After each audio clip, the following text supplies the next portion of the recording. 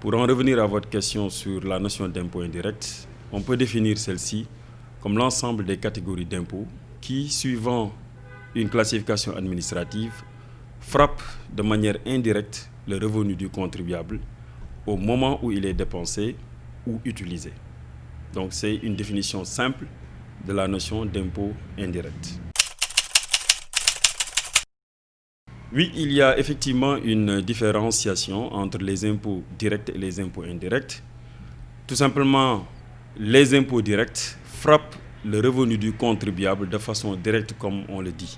Et c'est la raison pour laquelle il y a des classifications qui se font suivant l'angle économique ou bien suivant l'angle analytique. Suivant un angle économique, on va faire une différence entre l'impôt sur le revenu et l'impôt sur la dépense pour catégoriser les impôts directs vis-à-vis des impôts indirects. Donc l'impôt sur le revenu va rimer beaucoup plus à la catégorie d'impôts directs et l'impôt sur la dépense se range vers la catégorie des impôts indirects.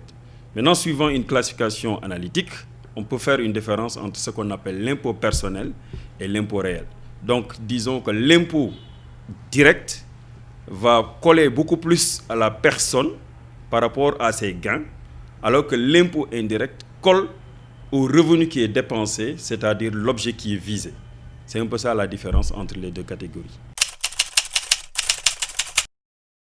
Oui, on peut vous citer plusieurs catégories d'impôts indirects. A priori, nous avons ce qu'on appelle la taxe sur la valeur ajoutée, TVA.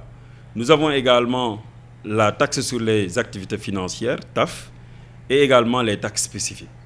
Pour la taxe sur la valeur ajoutée, il s'agit de cette catégorie d'impôts qui frappe, comme on a dit, le revenu lorsque la personne qui doit réaliser ce revenu-là est assujettie à cette catégorie d'impôts, ce qu'on appelle un assujetti qui est identifié à la TVA et qui réalise des opérations qui sont couvertes par le champ d'application de cet impôt, notamment des activités de livraison, des activités de prestation de services ou bien des activités d'importation. Et dans ce cadre-là, il importe que ça soit une activité économique avec cette conception large de la notion d'activité économique qui peut relever d'actes de commerce, qui peut relever également de prestations de services de façon générale, mais également qui peut constituer effectivement des activités extractives, des activités civiles, etc. Donc tout cela est rangé dans la catégorie d'un impôt indirect appelé la TVA. Au-delà de la TVA, nous avons parlé de la TAF. La TAF, c'est la taxe sur les activités financières. C'est un impôt qui vise certaines catégories de contribuables, notamment par exemple ceux qui sont dans le secteur financier de façon générale. On peut citer à titre d'exemple les banques aujourd'hui, on peut citer ceux qui s'activent dans le cadre par exemple de transfert d'argent ou bien d'autres contribuables qui sont dans l'intermédiation financière. Toutes ces activités-là sont logées effectivement dans le cadre de ce qu'on appelle la taxe sur les activités financières. Et les types de revenus en principe qui sont visés sont parfois des intérêts ou bien parfois des commissions, etc., qui sont perçus par ces organismes dans le cadre de leur activité. Maintenant, on peut juste faire une exception par rapport à cela en excluant ce qu'on appelle le mandat postal de la catégorie donc des impôts, des activités qui sont visées par la taxe sur les activités financières. Et dernière catégorie, comme on a dit, c'est les taxes spécifiques. Les taxes spécifiques, appelées autrement droits d'accise, frappent certains types de produits. Ces produits-là sont expressément visés par le législateur. On peut en citer, par exemple, les taxes sur les corps gras alimentaires, les taxes sur les boissons alcoolisées. On peut citer également les taxes sur le thé, sur le café, sur les sachets en plastique, donc, qui sont à peu près visés récemment. Donc, toutes ces catégories de taxes sont appelées des taxes spécifiques. Maintenant, ça frappe le revenu, ou le produit du moins, au moment où il est utilisé pour la première fois, ou bien au moment, effectivement, de l'importation de ce produit.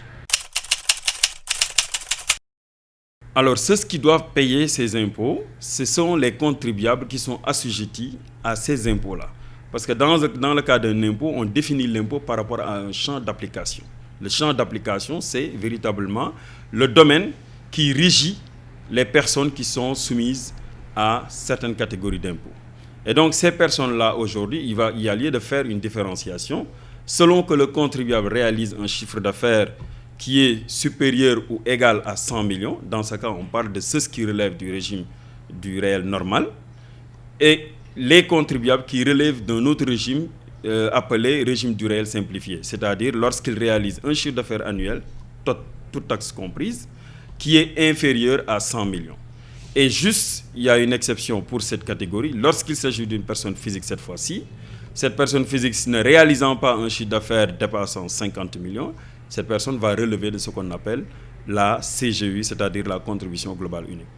Voilà donc en termes de périodicité, donc il faut faire la différence entre le régime, ceux qui relèvent du régime normal, qui doivent déclarer de façon mensuelle, n'est-ce pas, leurs opérations, n'est-ce pas, et ceux qui relèvent maintenant du régime du réel simplifié, qui doivent procéder à leur déclaration de façon trimestrielle. Et juste pour plus de précision, la déclaration doit intervenir le 15 du mois qui suit la réalisation des opérations à partir de ce qu'on appelle le fait générateur. Le fait générateur maintenant, c'est l'événement qui déclenche la naissance de la dette du contribuable vis-à-vis de l'État. Effectivement, il y a des sanctions à l'endroit de toute personne, tout contribuable qui ne s'acquitterait pas de ses impôts. De façon globale, quel que soit le type d'impôt, il y a des sanctions qui sont attachées à l'inobservation des règles de déclaration et de paiement. Maintenant, pour les catégories d'impôts indirects, les pénalités ou les sanctions peuvent être plus corsées. Il y a ce qu'on appelle parfois des amendes par voie de procès verbal, avec effectivement des réclamations d'ordre pécuniaire. Il peut y avoir également d'autres types de sanctions qui sont véritablement des pénalités légales, qui sont adossées aux réclamations de droit, c'est-à-dire des rappels de ce que le contribuable doit. Et en sus, il y a cette pénalité ou ces pénalités légales-là. Et ces pénalités peuvent aller effectivement à partir de 50% jusqu'à 100%. Donc ça, c'est une forme de sanction également qui est véritablement appliquée à l'endroit des personnes coupables d'inobservation des règles liées au respect des obligations en matière d'impôts indirects. Et enfin, il peut y avoir des sanctions pénales. Lesquelles sanctions pénales peuvent s'appliquer lorsque on a constaté des situations de fraude avérée de la part de certains contribuables. Ça également, c'est le juge qui va se prononcer à ce niveau.